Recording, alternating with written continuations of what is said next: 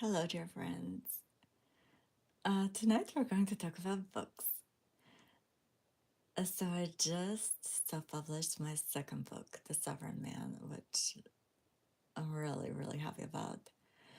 And honestly, I did not think at all that I'm going to end up writing two books this year that came as powerful transmissions of everything I've experienced in the past 9 years, which to me feels like a cycle of 9 years that actually compresses 2000 years of feeling and experience, like really fast paced. Um, but anyway, let's go back to books.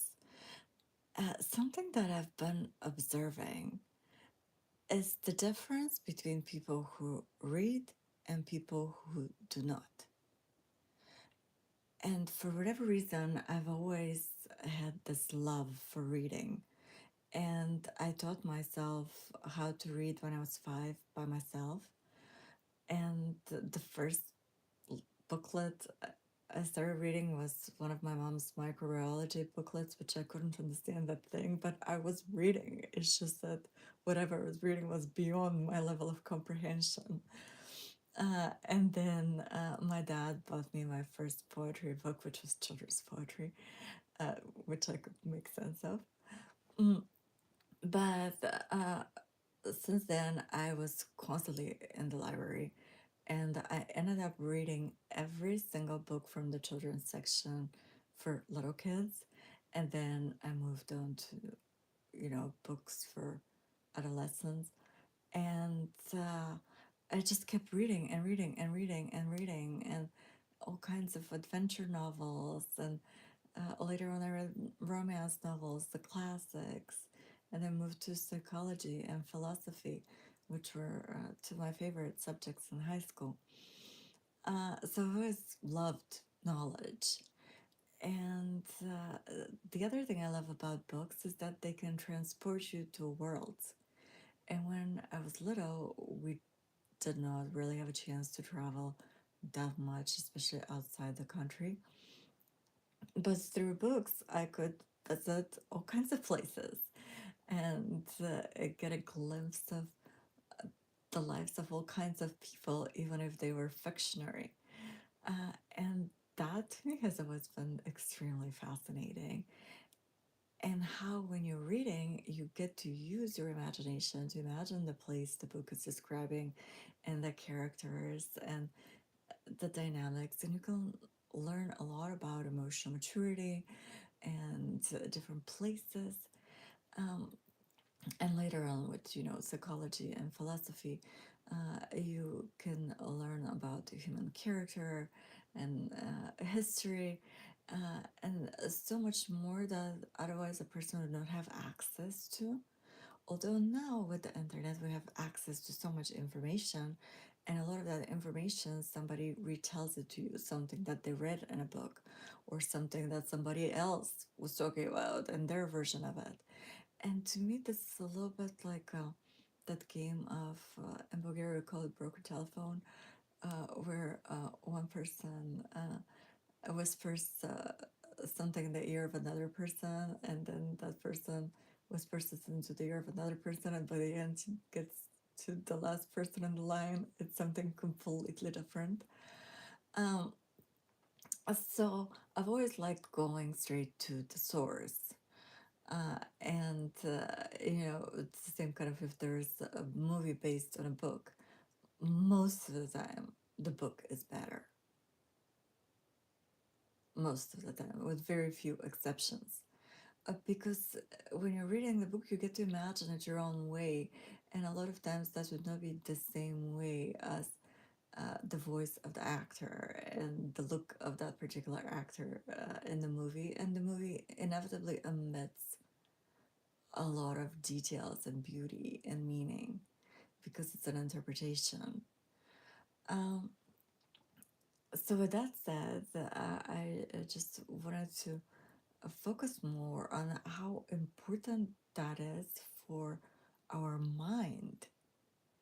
Uh, and nowadays, everybody's talking about manifestation and abundance, but let's not forget that apart from financial abundance and material abundance, uh, there is the abundance of the mind, of the heart, and of the spirit.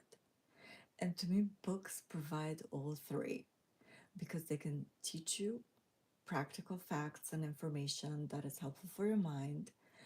Uh, they can teach you a lot about emotion and emotional intelligence and expand your heart in a huge way. Uh, and they can also teach you so much about the human soul. Um, and when we have the habit of reading, it's also a practice that a person does by themselves on their own. So, just like journaling, it's a ritual of self care, self reflection, a way to focus, a meditation, which is much needed in today's world where we're constantly scrolling and our attention spans are so short and we're so distracted and we get from this thing to the next thing and the next thing and the next thing and our emotions are like ooh, up and down and our nervous systems are so overloaded. And if you pick up a book, especially if it's an actual physical book, and carve, even if it's 20 minutes, preferably at least half an hour so you can really get into it, of your day to immerse yourself in that. It's almost like you slip from the mundane into a liminal space that nourishes you, nurtures you, and you can come back with a fresh perspective, with a calmer mind, with enriched views, with more wisdom, versus if we're constantly staring at screens, flicking through things. And the same with journaling.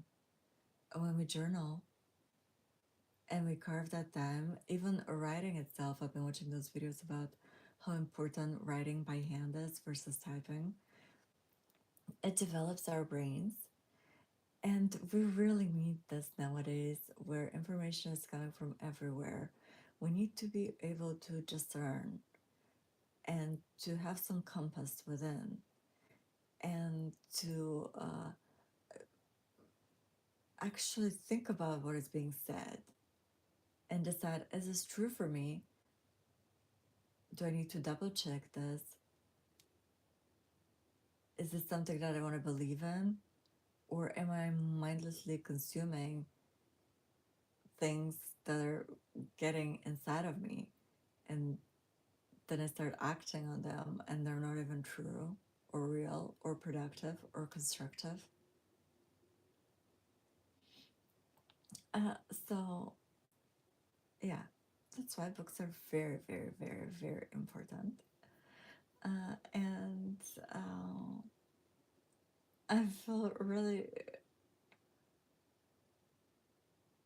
I guess, in a sense, honored that those books were given to me to write because I did not expect it. And it's so much of what I've been exploring through my art and poetry and life experience on the nature of desire and the distortion of desire and how we can purify it and how important it is to use that energy for creation. And when we're not happy with the way things are, instead of complaining and criticizing, we have the power of creating that which we desire and sharing it with the world.